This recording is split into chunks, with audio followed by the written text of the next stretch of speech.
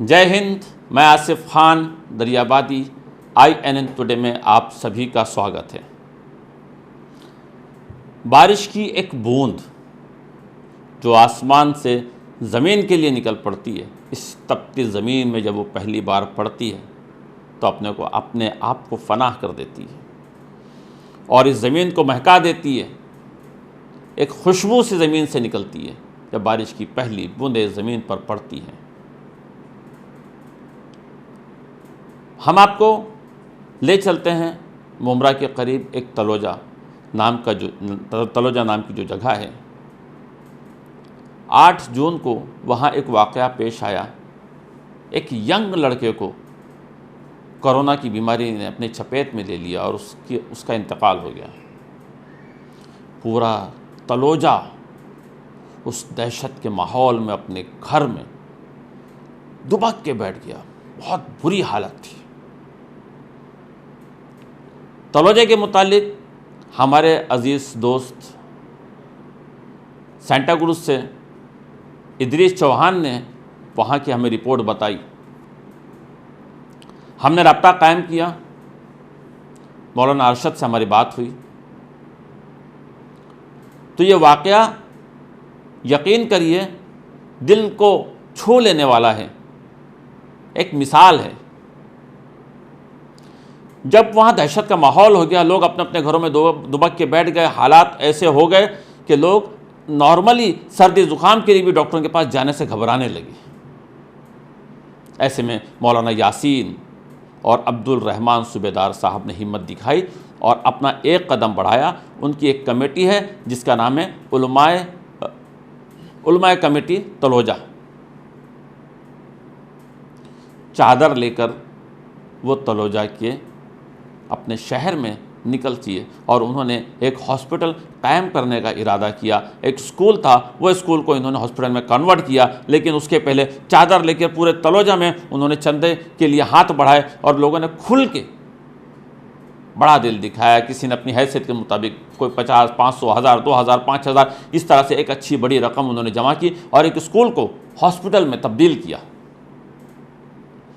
कहते हैं मैं अकेला ही चला था मंजिल जानिब, मगर लोग मिलते गए और कारवां बनता गया। जागरूक होना पड़ेगा पहले हमें और आपको। आइए हम वहाँ के मुकामी लोगों की आपको क्लिप दिखाते हैं, वहाँ के हॉस्पिटल के सारे मनाजिर दिखाते हैं कि कितने लोग वहाँ पर ज़ेर इलाज हैं, कितने लोगों का इलाज मुकम्मल हो चुका है। ये रिपोर्ट आपके तलोजा का एक वीडियो में। अस्सलाम वालेकुम रहमतुल्लाहि व बरकातुहू। मेरा नाम अब्दुल रहमान सूबेदार है। हमारे गांव में 6 जून को कुछ पेशेंट मिले थे कोरोना के। इस वजह से गांव में बहुत परेशानी हो रही थी और लोग खौफ व हिरास में थे कि क्या किया जाए। तो इस सिलसिले में हमारे तलोजा के नौजवानों ने और उम्मा कमेटी ने मिलकर एक तजवीज़ सोची कि इसके बारे में क्या किया जाए। उसके ऊपर मशवरा हुआ और मशवरे में तय हुआ कि टोटल हॉस्पिटल यहाँ के बंद है। हॉस्पिटल बंद होने की वजह से लोगों को तकलीफ हो रही है, इसलिए हमें कुछ करना चाहिए। तो हमारा मशवरे में एक चीज़ तय हो गई कि हमें एक हॉस्पिटल खोलना चाहिए जिससे लोगों को आसानियाँ पैदा हो। तो हमने 19 तारीख को जून को एक हॉस्पिटल खोलने की तजवीज़ रखी, जिसको हमारे नगर सेवक ने भरपूर सपोर्ट किया और हमारे आयुक्त भी यहाँ पर 21 तारीख को आए। 21 तारीख को 2 ही दिन में उलमा कमेटी के लोगों से हमारा 2 दिन में हॉस्पिटल तैयार हुआ और हॉस्पिटल तैयार होने की बाद से लोगों के अंदर से जो खौफ जो डर था वो निकल गया और लोग एहतियात दे गए। अल्हम्दुलिल्लाह आज की तारीख में हमारे गांव में सारे पेशेंट सेहतयाब है। अब आजू बाजू वालों के इलाके वाले आ रहे हैं और यहाँ से सेहतयाब होकर चले जा रहे हैं। तकरीबन 1900 2000 करीब पेशेंट इंशाल्लाह अच्छे होके गए माशाल्लाह। और अभी तक लोग बहुत आते हैं।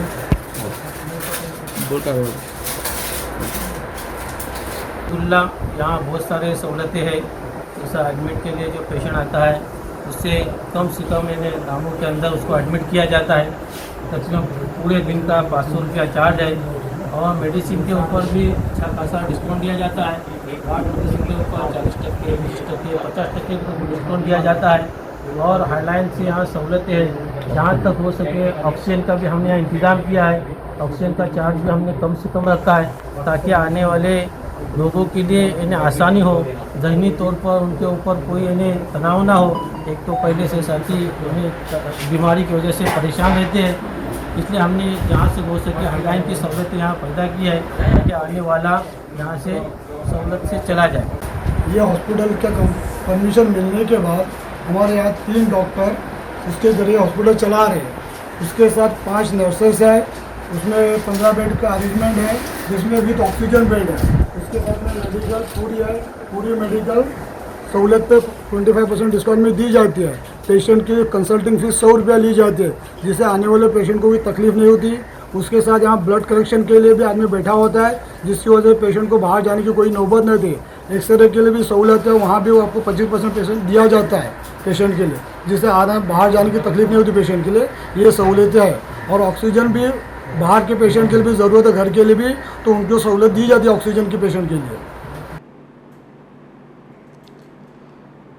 आपने मुकामी लोगों को भी सुना, वहाँ के ज़िम्मेदार लोगों को भी हमने आपसे रूबरू करवाया।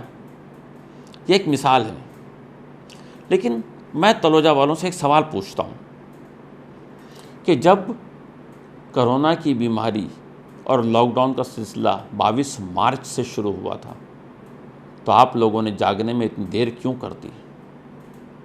मैं आपसे सवाल करता हूं कि जिस बच्चे को कोरोना की बीमारी ने लपेटा था, अपनी चपेट में लिया था, अगर ये कदम आप लोग पहले उठाते तो शायद उस बच्चे की जान बच जाती।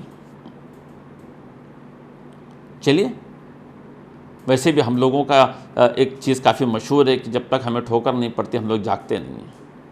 एक बच्चे की कुर्बानी हुई, लेकिन उस बच्चे की कुर्बानी ने, उस बच्चे की मौत ने लोगों को जगाया, लोगों ने हिम्मत किया। अभी भी हमें और आपको आपस के मतभेद भुलाकर, एकजुट होकर, एक भारतीय होकर एक दूसरे की मदद के लिए आना चाहिए और आना पड़ेगा।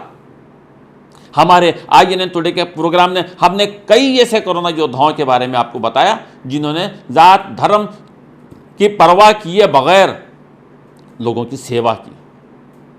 यही तो इस देश की खूबसूरती है, यही इस देश की सबसे बड़ी खूबसूरती है।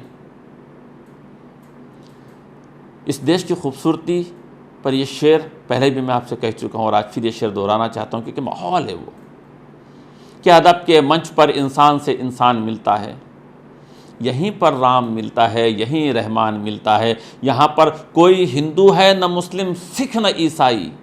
यही वो मंच है जहाँ पर हिंदुस्तान मिलता है, यही वो मंच है जहाँ पर हिंदुस्तान मिलता है। मुट्ठी भर लोग इस देश के टुकड़े करना चाहते हैं, दिलों को बांटना चाहते हैं, लेकिन हम और आप अगर जागेंगे, एक दूसरे के इसी तरह दिलों से दिल जोड़ते रहेंगे और एक दूसरे को लेकर साथ साथ चलते रहेंगे, तो जिस तरह से तलोजा के लोगों ने आपस में मिलजुल करके एक स्कूल को हॉस्पिटल में कन्वर्ट किया और एक अलशिफा नाम का हॉस्पिटल बनाया, इस तरह से भारत का हर जगह जहाँ पर आफत आ जाए, जहाँ पर कोई मुसीबतें आ जाएँ, कोई आपदा हो, कोई बीमारी हो, तो मिलजुल कर इससे मुकाबला करें। यही भारत की सबसे बड़ी खूबसूरती है। हम आपको इस तरह के तमाम योद्धाओं से रूबरू करवाते रहे। अगर आपसे भी यह निवेदन है कि अगर आपके पास ऐसी कोई खबर है जो दिलों को जोड़ने वाली हो, क्योंकि हम सिर्फ दिलों को जोड़ने पर यकीन रखते हैं। INN टुडे का मकसद ही है कि लोगों को जोड़ के चलना, देश को जोड़ के चलना। हम सरकार को दोषी नहीं ठहराते, हमें सरकार को नहीं जगाना है, हमें तो समाज को जगाना है।